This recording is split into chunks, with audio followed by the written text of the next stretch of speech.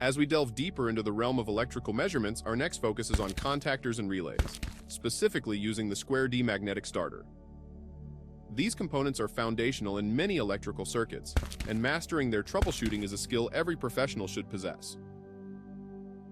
On our workbench, alongside the multimeter, we'll introduce a simpler yet essential setup.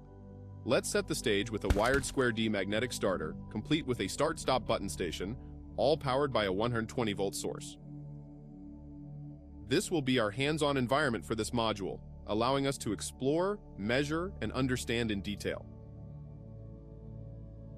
To begin, let's understand the fundamentals of how motor starters operate and the proper method for wiring them.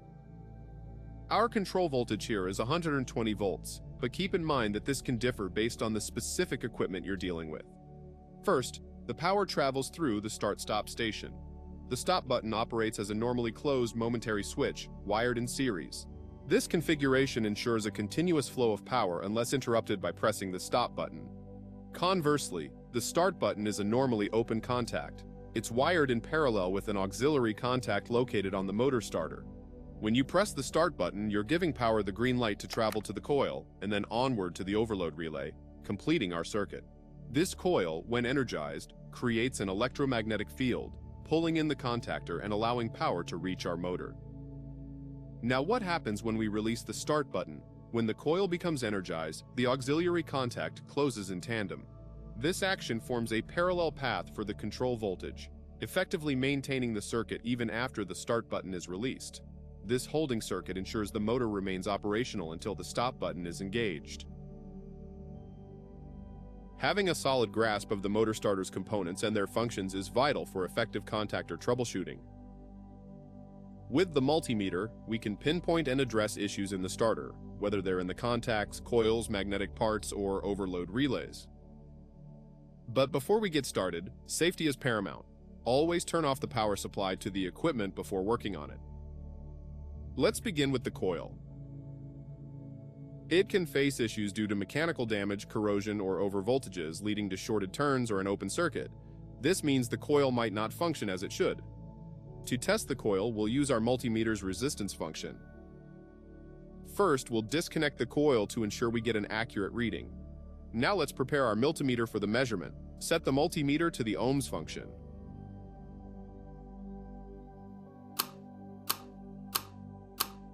Connect the test leads to the input jacks. The black test lead goes into the common jack and a red test lead goes into a jack labeled with the ohm symbol. Now attach the probes to the coil's test points.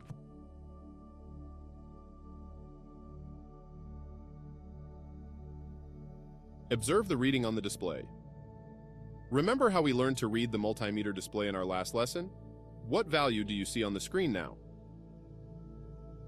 That's correct. A reading of 31.7 ohms indicates the coil is in good condition. If the reading was close to zero, it would suggest the coil is shorted. An OL or overload reading would mean the coil lacks continuity. In both these cases, the coil would need to be replaced. When troubleshooting a motor starter, it's often essential to assess the condition of the contacts and verify their continuity. With the power safely turned off and multimeter set to the ohms mode, press the continuity button.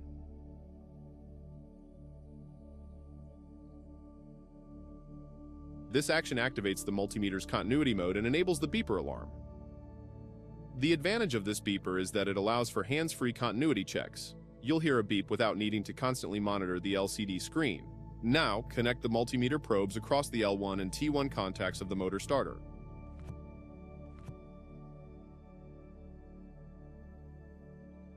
Next, manually engage the contacts by pressing the push button on the front panel of the motor starter.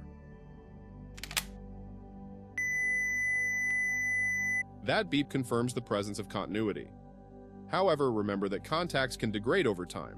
They might experience wear, contamination, or even welding and freezing, leading to various issues. Now let's summarize what we have learned. Which of the following statements about continuity testing with a multimeter is true? Well done, let's proceed with our lesson. Having inspected the contactor thoroughly, let's bring our control voltage back and assume everything seems in order. Control power is available and the coil and contacts are intact. Yet there's no characteristic click of the contacts when pressing the start button, and they aren't closing as they should. This could point us towards the overload relay.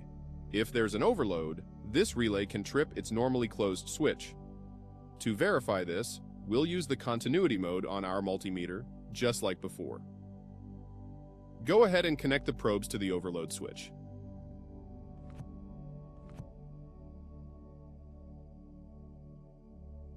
Observe the reading on the display.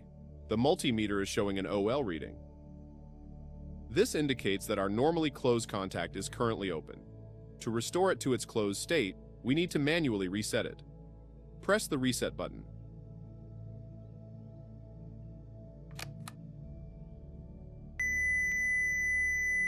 That beep confirms the contact is now closed and the overload relay has been reset. Now disconnect the test leads and let's test your knowledge. Please answer the following quiz questions to see how well you've grasped the information. What does the overload relay do in case of an overload? What does an OL reading on the multimeter indicate? How do you restore a tripped overload relay to its closed state? What should you hear when the contacts of a contactor are functioning properly? Which mode on the multimeter is used to check the state of the overload relay switch? What is the purpose of the overload relay in a motor starter? Great job! You've completed Lesson 4 on using multimeter functions to troubleshoot motor starters. As you move forward in your training, remember that practice makes perfect. Feel free to proceed to the next module when you're ready to continue your learning journey.